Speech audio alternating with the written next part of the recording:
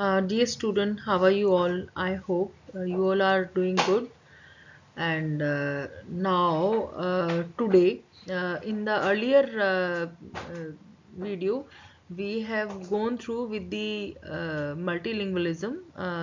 In that, we just have gone through with the concept, means what is the multilingualism. But in today's video, we are going to understand what is the global and Indian aspect of the multilingualism and why it is important nowadays. So, multilingualism basically is what? In the simplest way, multilingualism defined as a person who is capable of speaking different languages. अगर कोई व्यक्ति कोई भी व्यक्ति या कोई भी छात्र कोई स्टूडेंट अगर एक से ज़्यादा भाषाएं बोलता है, दो से ज़्यादा भाषाओं का इस्तेमाल करता है, तो वो मल्टीलिंगुअलिज्म कहलाता है. Many people around the world can speak, read, and write in two or more languages, making them multilingual. Around the world, पूरे वर्ल्ड के अंदर हमने देखा है कि बहुत सारे ऐसे लोग हैं जो कई सारी भाषाओं के जानकार होते हैं. वो उसमें लिख सकते हैं, बोल सकते हैं और बोलचाल में उसका इस्तेमाल करते हैं. तो ये सारे ये जो है सिचुएशन ये कहलाती है multilingual situation. According to the most recent estimates, around 43% of world's population speaks two language. ये पाया गया है रिसर्च के अंदर कि 43% जो वर्ल्ड की पॉपुलेशन है वो दो भाषाएं कम से कम बोल सकती हैं, जबकि 17% people can speak more than three languages. So what we have seen that monolingual people जो है वो एक तरीके से पूरे ऑल ओवर वर्ल्ड के अंदर माइनॉरिटी हैं. It's a global minority persons those who are using speaking, writing or reading one language only. And same with the India also, because यहाँ पर भी बहुत सारी भाषाएं हैं जो कि बोली जाती हैं और उनका इन्फ्लुएंस लोगों में देखने को मिलता है. Currently English is the most common second language in the world. Around 66% of English speakers पूरे ऑल ओवर वर्ल्ड में जब हम देखते हैं तो 66% जो लोग हैं वो इंग्लिश स्पीकिंग माने गए हैं. बट डेफिनेटली जब वो इंग्लिश स्पीकिंग तो है ही, साथ ही साथ में they are using their local or you can say the primary language also or the mother tongue also. So mother tongue के अलावा as a second language English बोलने वाले, पढ़ने वाले और सुनने वाले 66% है, जो कि वर्ल्ड पॉपुलेशन के अंदर काफ़ी ज़्यादा है. Multilingualism education in this approach emphasize the child's first language, taking the socio-cultural curriculum in the classroom culture and then bringing to the second language.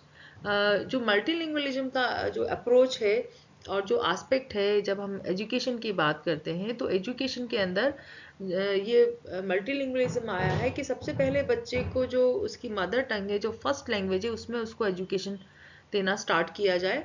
Then after we can introduce second language और third language as a bridging. तो ये concept जो है ये बहुत important है education में regarding to the multilingualism. Means कि फर्स्ट लैंग्वेज और the introductory part should be in the mother tongue or in the first language. Then we have to introduce the second or third language.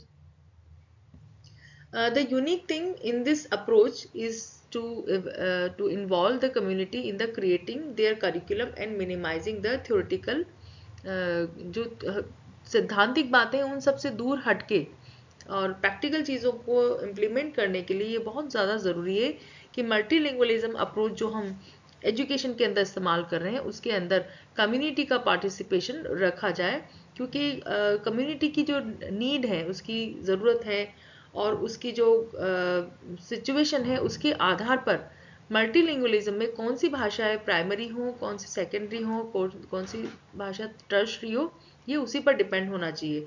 ये नहीं होना चाहिए कि बच्चे के ऊपर कोई भी भाषा मल्टीलिंगुअलिज्म के नाम पर थोपी जाए.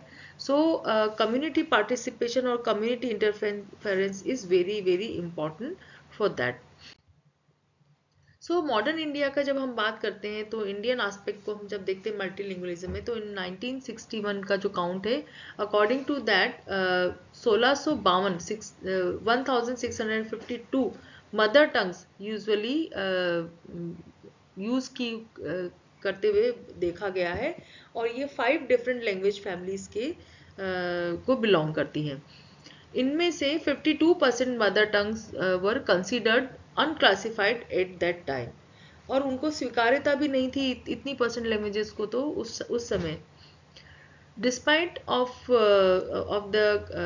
all these diversity, several linguistic and the cultural elements bind India into one linguistic and socio linguistic area.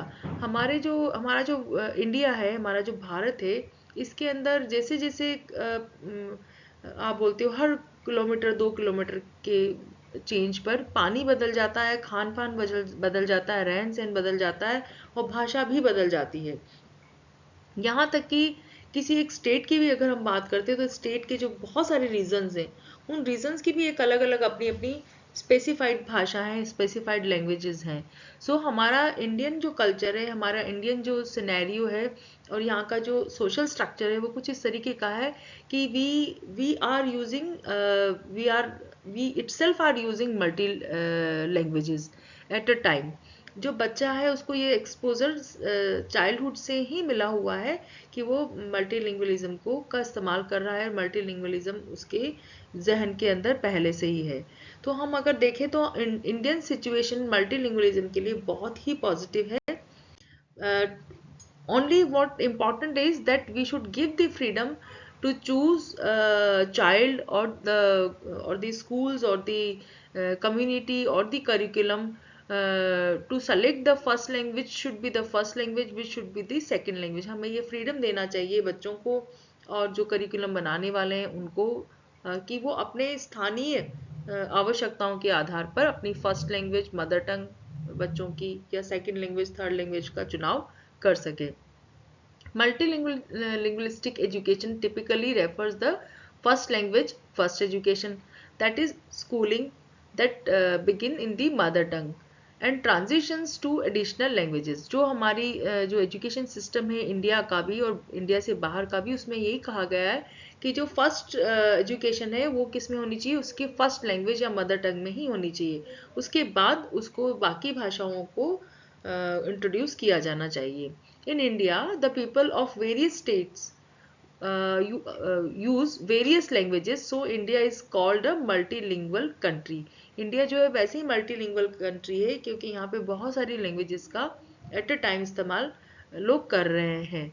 Each state has its regional language, her state का एक अपना रीजनल लैंग्वेज भी है और वहाँ का ऑफिशियल लैंग्वेज भी उसको माना जाता है। जैसे हम महाराष्ट्र की बात करें तो यहाँ मराठी स्पीकिंग है, तमिल में तमिलनाडु में तमिल, केरला में, इस तरह से हर स्टेट के अंदर अपनी एक स्पेसिफाइड लैंग्वेज है। वहाँ का लोकल जो ऑफिशियल वर्क है वो भी उसी भाषा में यूजुअली होता है।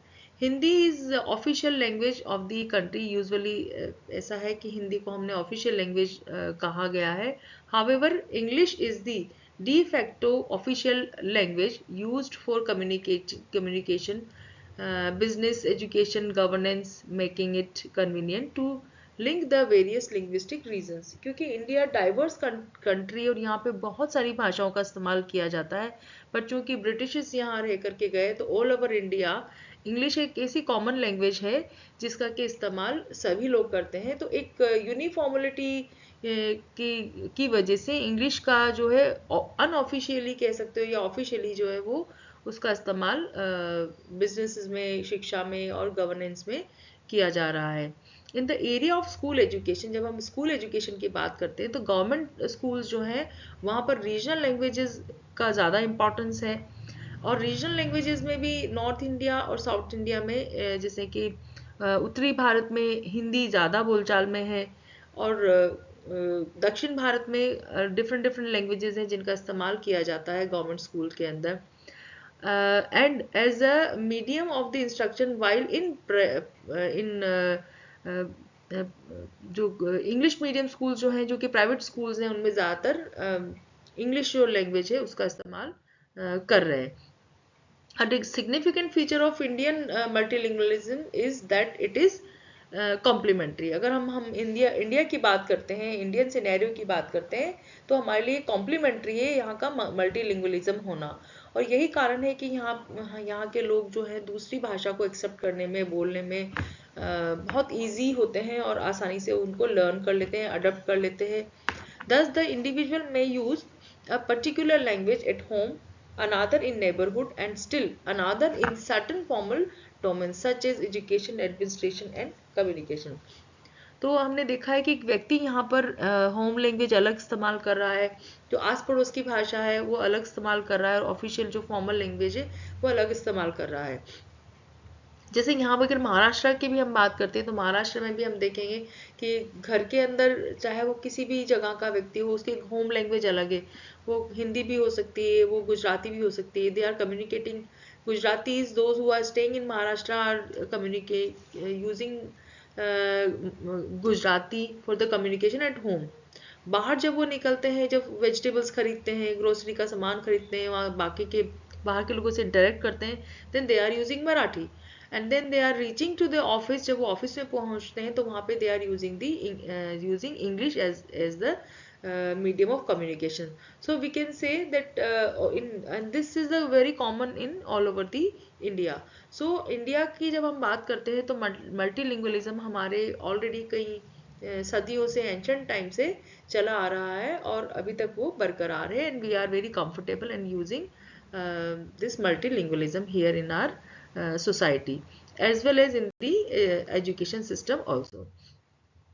जब हम मल्टीलिंगुअलिज्म की बात करते हैं तो व्हाट आर इट्स बेनिफिट, इसका फायदा क्या है ग्लोबल लेवल पर हम जब देखते हैं तो this is good for the personal growth, व्यक्तिगत विकास के लिए बहुत ज़्यादा ज़रूरी है। जैसा कि हमने देखा भी कि कुछ रिसर्च में भी मिला है कि कॉग्निटिव डेवलपमेंट और लैंग्वेज डेवलपमेंट दोनों एक साथ चलता है। एंड स्टूडेंट्स और person those who are learning more than 2 languages, their cognition is better than a person who is speaking or using only one language.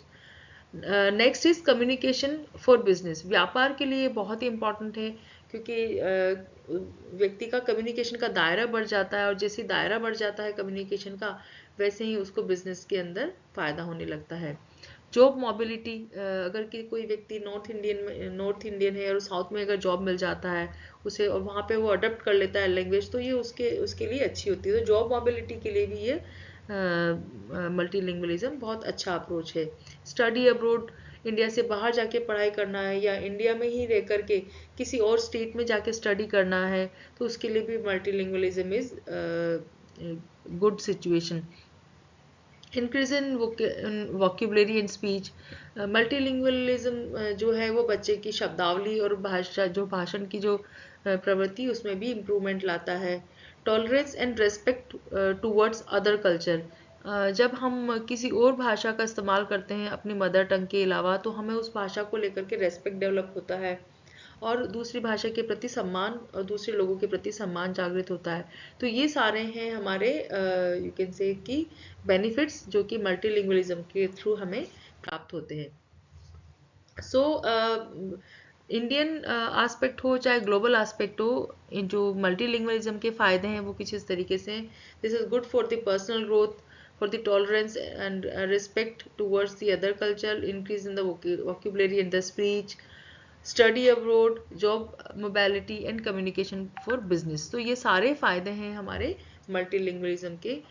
So today we have gone through with the global and Indian aspect of multilingualism.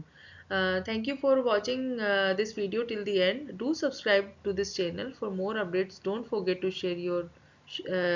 share this video with your classmates. Bye bye to all of you. Have a nice day.